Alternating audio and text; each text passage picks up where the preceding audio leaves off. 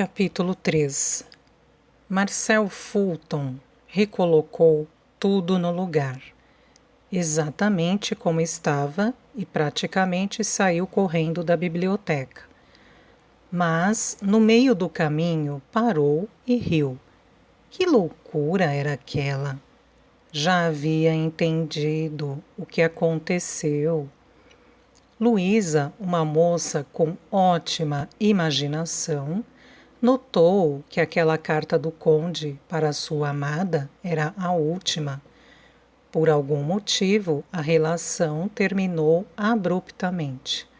Marcel já havia notado que Luísa ficou muito ligada ao seu trabalho, com a história de Ravenford, ou melhor, a história do conde. Então, ela escreveu uma resposta como se fosse a dama, apenas para entretenimento pessoal. Claro, era exatamente isso. Fulton já podia voltar à sua pesquisa.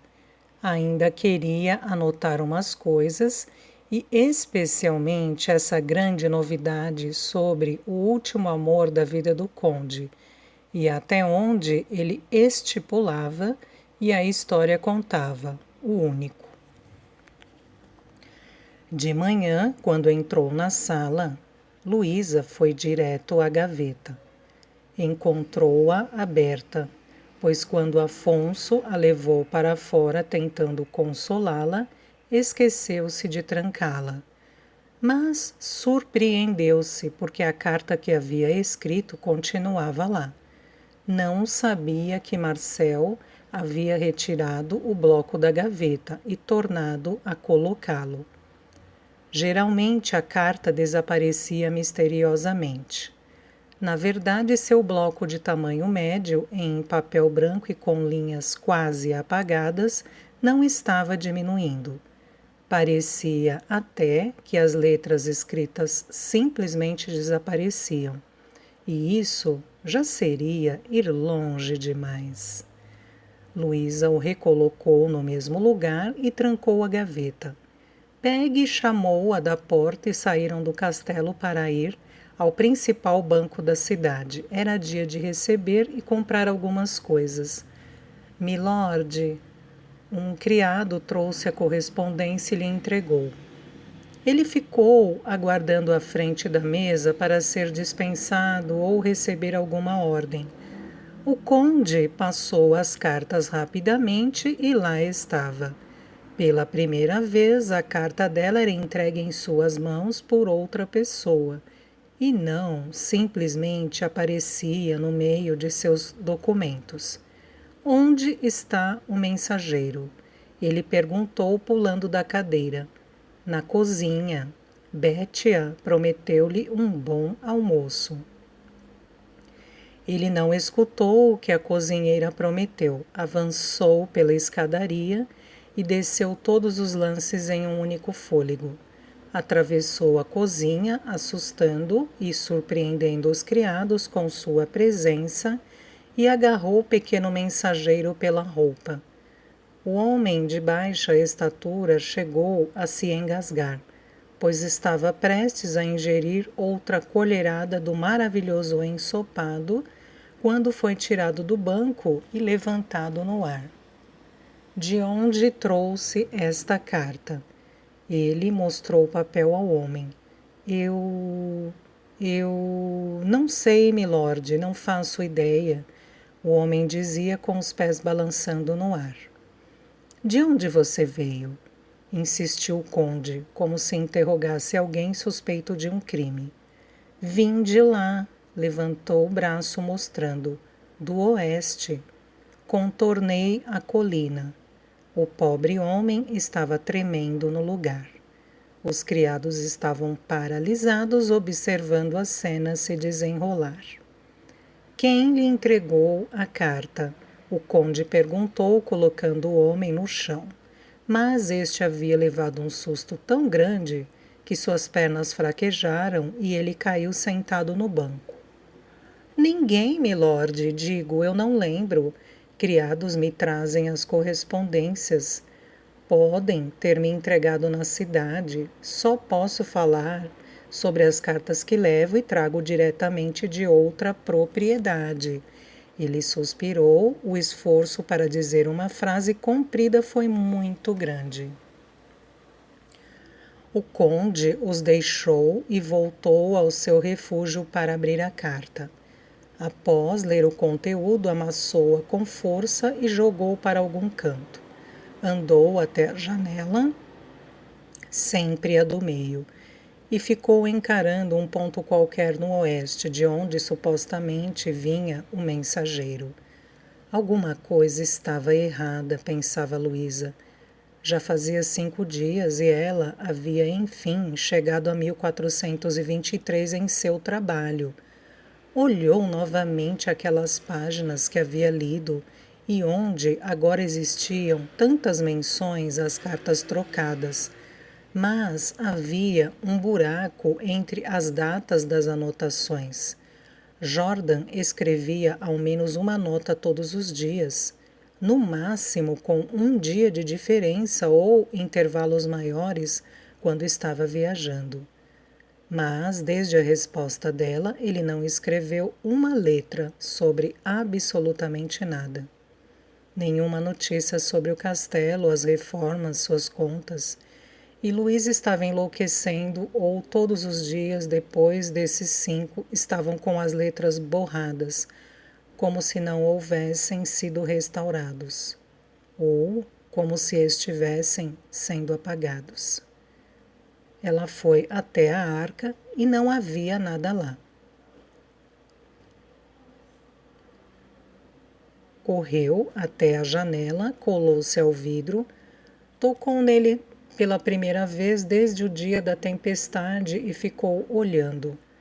Pouco depois ela conseguiu ver nitidamente a figura de costas, hoje com roupas diferentes, bem menos volumosas.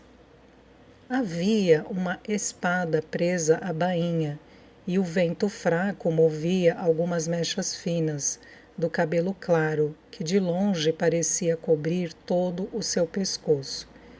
Quando uma rajada mais forte de vento passava, a capa azul voava livremente, demonstrando a silhueta de alguém alto e robusto.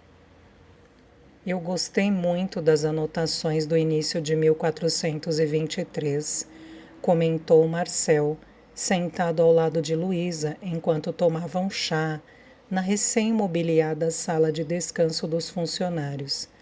Ficava nos fundos do primeiro andar e os móveis eram propositalmente de aspecto rude e antigo, como uma cozinha medieval. Haveria um tour pelo castelo e a saleta estava incluída. Apenas por isso recebeu tanta atenção. Parece que vai ser um ano promissor. Sim, é um bom ano, ela respondeu, segurando a xícara e observando o líquido âmbar e fumegante. Encontrei meu outro caderno de anotações. E olhe que tolice a minha, estava tudo no livro de Renan. Enfim, descobri quem é E.M. Ele estava todo animado, achando que ela também gostaria de saber. Não vi nenhuma E.M. nos arquivos que li, ela murmurou. E.M. são as iniciais de Helene de Montfort, ele disse. Mas Luísa não reagiu, pois o nome não lhe dizia nada. Nunca havia o lido em nenhum lugar dos arquivos. O que tem ela? Foi alguma outra amante do conde? Ela perguntou com certo mau humor, incapaz de tirar da mente que nunca mais se corresponderia com o conde e ele estava lá com sua amante, a tal Lady Lavine. Helene morreu em 1423. A comitiva dela atravessava as terras de Havenford. Dirigiam-se para o castelo, onde acredito que pernoitariam. Mas foram atacados por um grupo de mercenários que andou aterrorizando a região. Ninguém sobreviveu. E Helene era a última Montfort. Levou o nome e a linhagem com ela para o túmulo. Lembrei-me dela. porque assim como o conde está no livro, na lista dos últimos nomes de linhagens nobres do século XV. Uma lástima também. Luísa murmurou e levantou-se, pediu licença e foi para seu quarto. Ainda estava sofrendo como se houvesse realmente perdido alguém. Depois de 5 dias de muitos exercícios com a espada, treino de arco, corrida a cavalo, inspeção dos muros da fortaleza, longas caminhadas, julgamentos, viagens ao mercado, treinamento dos futuros cavaleiros, rondas pela região e até pagamento de penitência. O conde ficou sem imaginação e energia para atividades que o distraíssem. Rendendo-se, ele abriu sua gaveta e desamassou a carta que havia guardado. Estava tão cansado fisicamente e mentalmente que sua mão até tremeu quando ele esticou o braço para pegar sua pena. Ele tornou a ler o conteúdo, observou as letras arredondadas e caprichadas da mulher que lhe escrevia e firmou a ponta da pena para escrever sua resposta. Minha adorada dama, gostaria de não continuar sendo iludido, mas admito que nossas fantasias têm preenchido meus dias. E está certa, não sei como sabe tanto sobre mim, através de simples palavras, mas eu aprecio muito o conforto que me oferece. Se ainda for de seu agrado, escreva-me novamente. Volte ao meu convívio, mas eu lhe peço, se não o quiser, diga-me um explícito não, pois a espera desesperançada é como uma morte não velada. Saudosamente, J. D. Warrington. Luísa continuava abrindo a arca esperançosamente e mal acreditou quando encontrou a resposta. Correu até a mesa e leu várias vezes antes de destrancar a gaveta para pegar o seu bloco. Sua mão também tremeu ao segurar a caneta, mas de puro nervosismo. Sentia um enorme alívio. Não sabia mais o que fazer, pois havia decidido não escrever mais se ele não enviasse uma resposta dizendo que queria continuar. Mas quase entrou em desespero por isso. Meu amado Lorde, não sabe como fico feliz pela sua resposta. Suas palavras enriquecem meus dias e nossas fantasias me tornam feliz. Ofereço-lhe meu conforto por quanto tempo for de seu agrado. Não sei mais como passar meu tempo fora de seu convívio. Saudosamente, L.C. O conde apoiou o cotovelo na mesma mesa que ela usou de apoio para escrever aquela resposta. Ele tampou os olhos com a mão e soltou o ar longamente. Ela estava acabando com ele. Foi mais uma carta que o criado trouxe e não sabia lhe dizer de onde viera. Ela estava em algum lugar por ali perto dele.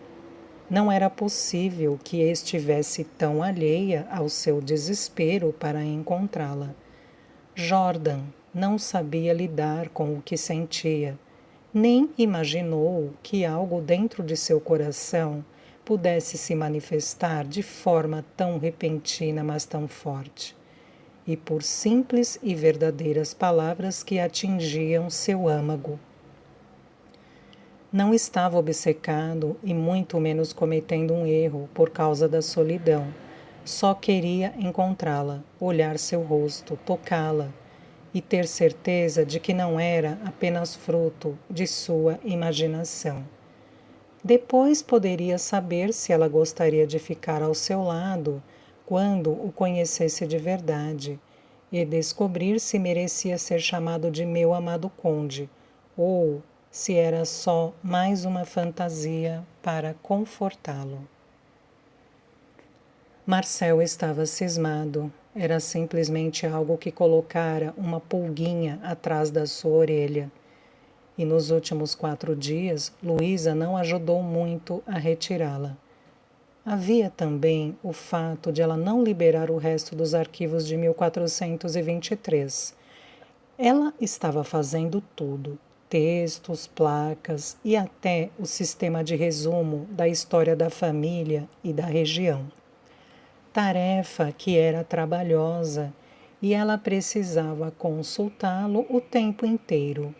E mesmo assim já estava sendo feita. Mas por que ela deixara de lado algo tão mais simples quanto os arquivos do conde? Havia uma boa explicação. Ela começava a achar que era responsável pelas mudanças nos arquivos. Isso só poderia ser completamente aceito por ela agora que acreditava verdadeiramente no que estava acontecendo. Não tinha um nome para dar, mas era real. Finalmente, Lord Regis conseguiu ficar de pé. Espero que ele possa montar em breve, pois, se continuar muito tempo aqui com Lady Lavine, a reputação dela pode ser comprometida. Vão espalhar histórias e o Duque quer apenas um motivo para deixar de apenas sugerir que eu me case, para ordenar que o faça. Marcel! Luísa o chamou depois que ele conferiu as primeiras páginas do resumo. Sim, ele perguntou sem tirar os olhos do livro que consultava para bater os dados do que havia sido escrito por ambos. Lembra que eu lhe perguntei sobre Lady Lavine? Sabe quando ela conseguiu virar amante do conde? Luísa queria saber se, enquanto escrevia cartas carinhosas para Jordan, ele já estava dormindo com Lavine. Não sabia exatamente por que isso importava e em que mudaria alguma coisa, mas queria saber. Sei, ele assentiu e abaixou o livro. Nunca. O quê? Mas você disse, ela exclamou, ficando confusa. Deve estar enganada. Só uma Lady Lavine visitou Ravensford e ela não foi amante do conde. Estipula-se que durante a convalescência de seu pai, ela e Sir Moray tenham se apaixonado e por isso se casaram pouco depois. Moray foi um dos melhores amigos do conde. Ele jamais o trairia desta maneira. Mas ela veio até aqui para tentar conquistar o conde. Insistiu Luísa que podia até ter cogitado estar louca, por causa das cartas, mas sabia muito bem o que escutava. Sim, imagino que não teve sucesso e se apaixonou por Moray. Ele moveu a mão no ar, como se o fato não tivesse importância, e voltou sua atenção para o livro. Luísa deveria ter gravado quando Marcel lhe disse que Lavine foi uma das poucas amantes do conde. Assim poderia provar que ele lhe disse isso.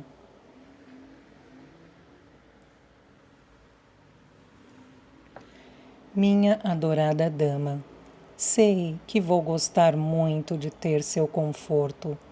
E como aprecia tanto mergulhar-me em fantasias, diga-me a cor de seus olhos. Preciso de um ponto para começar a imaginá-la ao meu lado. Saudosamente, J. D. Warrington. Luísa estava começando a ficar mimada com as cartas que recebia, mas agora o castelo não lhe parecia mais tão frio ou solitário. Só por saber que ele esteve ali, sentado exatamente onde ela estava agora, era um grande conforto. Não havia muitas coisas da época do conde que Luísa pudesse olhar agora e ficar imaginando como havia sido para ele. Mas lá atrás, numa área que agora estava cercada, repleta de plaquinhas, e por onde a pessoa só conseguia chegar dando a volta pela lateral do castelo, havia árvores de mais de 200 anos. Ela não achava que qualquer uma delas fosse sobrevivente da época dele. Deviam ser no máximo herdeiras, sementes que foram florescendo, morrendo e nascendo ao longo dos anos. Eram poucas, a maioria não dava frutos comestíveis, mas havia umas duas macieiras, arbustos de amoras silvestres e um pé de framboesa. O resto era de plantas e árvores que ela não conhecia, apesar de já ter plaquinhas embaixo delas. Supostamente, só o jardineiro podia ultrapassar a corda que separava aquela área de terra do castelo. Mas, como dizia em suas cartas ao conde, desde que descobrira esse espaço, Luísa não obedecia a nada disso. Pulava a corda e ia ver as árvores. Até acabou achando uns frutos esquecidos, mas os galhos estavam secando e já quase sem folhas para a entrada do inverno. Meu adorado Lorde, está se mostrando um homem muito curioso, mas vou lhe satisfazer esse pequeno desejo. Meus olhos são verdes. Conte-me que fantasia espera ter com essa pequena informação. A propósito, como estão seus hóspedes? Soube que foram atacados recentemente. Carinhosamente, L.C. Depois de tanto olhar aquela figura longínqua pela janela, Luísa decidiu ir lá fora. Ficou se indagando se ele também a veria como se estivesse longe dali, mas de que adiantaria? Não saberia que era ela. Andou por onde via o conde passeando, mas sabia que na época dele o terreno não era assim. Sentou-se lá no mesmo lugar que o via parar e apoiar o pé em uma pedra. Ficou olhando a paisagem, que estava completamente diferente da que ele observava em seu tempo. Ela via tetos coloridos da cidade abaixo da colina, quintais com mesinhas e pequenas piscinas, e ao longe via o rio já com suas margens, domadas como um canal. Pontes de pedra o atravessavam, e do outro lado ficava a parte mais moderna da cidade. Quando o conde olhava, via suas terras, a pequena cidade em formação, os intermináveis campos de plantio, pastos, aquela magnífica floresta, o rio, ainda selvagem, e as estradas de terra batida. Jordan esteve olhando na direção da plantação de árvores frutíferas, mais uma vez se perguntando de que ponto do oeste aquelas cartas vinham. Enquanto isso, Maury lhe passava as informações sobre o bando que andava pelas redondezas, mas ainda não chegara a atacar por ali. Só que o conde não via ninguém do lado de fora. Não podia olhar para um futuro que ainda não existia. Minha adorada dama, agora estou em menor desvantagem. Ao menos posso imaginar seus olhos. Será que são verdes como as copas das árvores por onde espero vê-la? Sempre penso que vou encontrá-la roubando algumas frutas em minha plantação. Mas com a sua pequena informação, sonharei que encontrei belos olhos verdes me encarando ao amanhecer. Imagino ser um ótimo jeito de começar o dia. Meus hóspedes passam muito bem, até demais para meu conforto. Espero que Lord Regis esteja em condições de partir, mas não sei se Lady Lavine o acompanhará. Recentemente ela me pediu para ficar um pouco mais. Espero notícias suas em breve, minha Lady. Deixou-me sozinho por 4 longos dias. Saudosamente. J. D. Warrington. 4 dias em que Luísa esteve com Betty atrás dela como formiga procurando por açúcar. A mulher simplesmente cismou com a cara dela.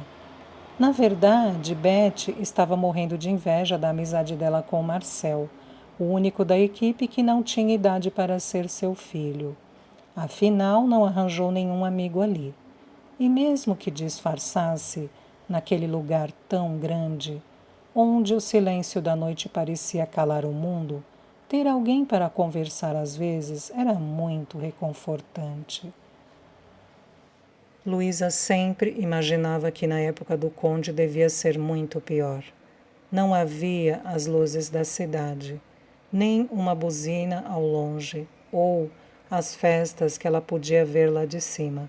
Não havia nada, apenas o breu da noite do lado de fora das janelas dele. O silêncio total quando todos no castelo se recolhiam e ele não sentia sono. Não havia nenhuma pessoa para ele olhar, escutar ou conversar, apenas o nada, por todos aqueles corredores longos e frios, pedras e mais pedras, e somente o som dos passos dele ecoando pelas paredes devia ser opressor. Meu lorde, saiba que eu havia parado de roubar suas frutas, mas decidi que vou voltar a pegá-las. E eu gostaria muito de saber por que Lady Lavine quer permanecer um pouco mais. E por que Milord parece muito inclinado a concordar com isso. L.C. O conde passou alguns minutos sorrindo enquanto segurava a resposta de sua dama. Ela já havia dado inúmeras pistas de que desaprovava a estadia de Lady Lavine no castelo dele. Mal sabia ela que Jordan já havia passado horas andando pelo meio das árvores frutíferas e plantações, somente pela esperança de encontrá-la. Mesmo que agora as árvores já estivessem secando pela chegada do inverno. Em sua época, seus campos pareciam intermináveis e não ficavam relegados a meras árvores sobreviventes atrás do castelo. Começavam à beira da colina e iam embora até onde os olhos mal podiam ver. Se dependesse dele, ela podia acabar com todas as suas frutas, se isso fosse ajudá-lo a pegá-la no flagra. Como não era tolo, ou talvez porque fosse, passou a andar também por perto do depósito do castelo. Se ela estava roubando frutas novamente, não devia ser direto do pé, pois a produção de inverno ainda não estava pronta para a colheita, e ela dizia só encontrar as melhores frutas. Duvidava que fosse do pequeno mercado, então ela teria que se arriscar muito mais e entrar no castelo. Ele nunca havia a visto, mas tinha certeza que saberia se pudesse olhar bem dentro daqueles olhos verdes, que imaginava todas as noites antes de dormir e todos os dias ao acordar. Deitava-se sozinho em sua enorme cama, lamentando saber que, na verdade, ela era mesmo fruto de sua imaginação, uma voz que vivia apenas através de palavras escritas e promessas dolorosamente inviáveis. Até quando ele aguentaria continuar com essa farsa, sem suplicar-lhe novamente que viesse ao encontro dele?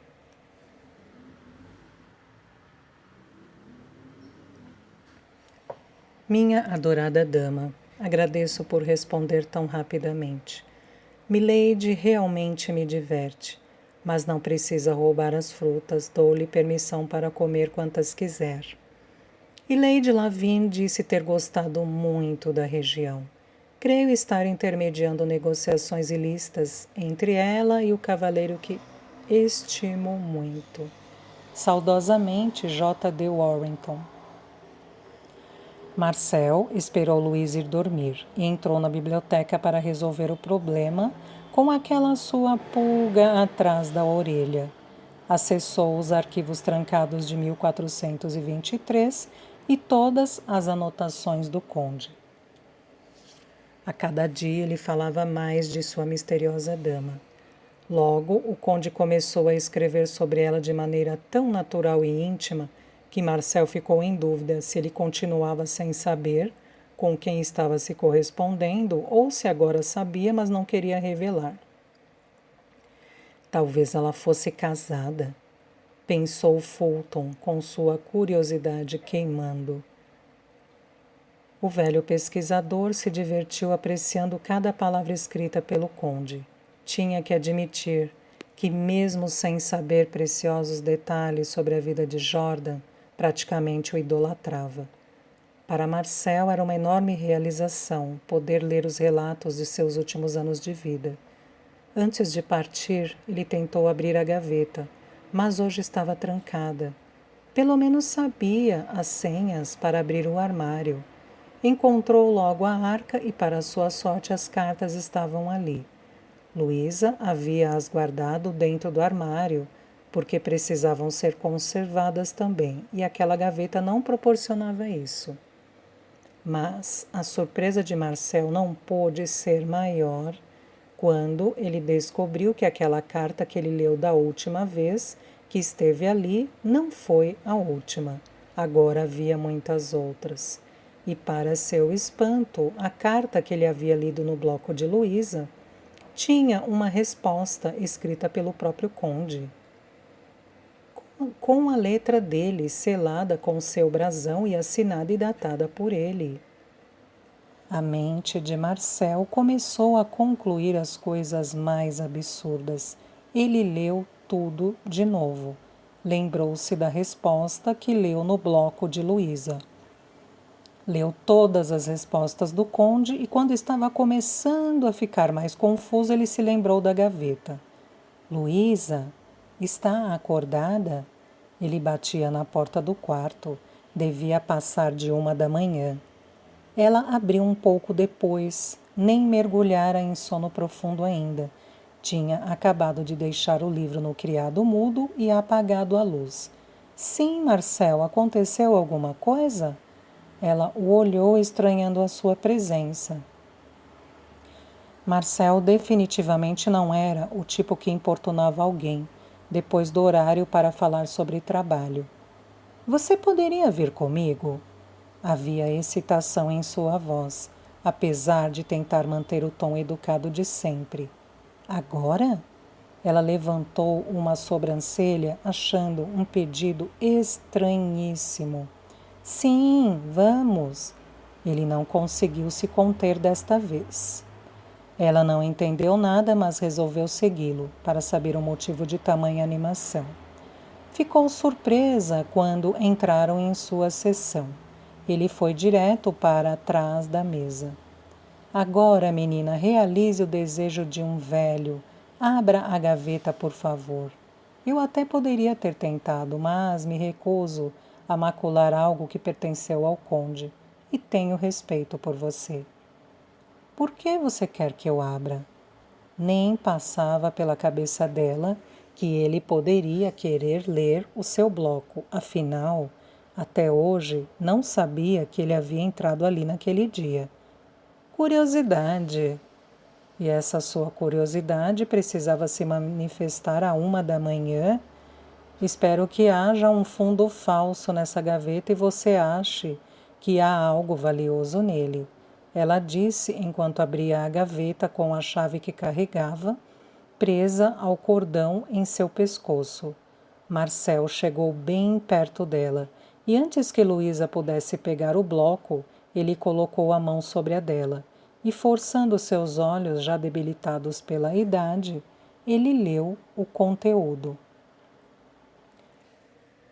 Meu adorado Lorde, saiba que vou comer todas as suas maçãs e as amoras também.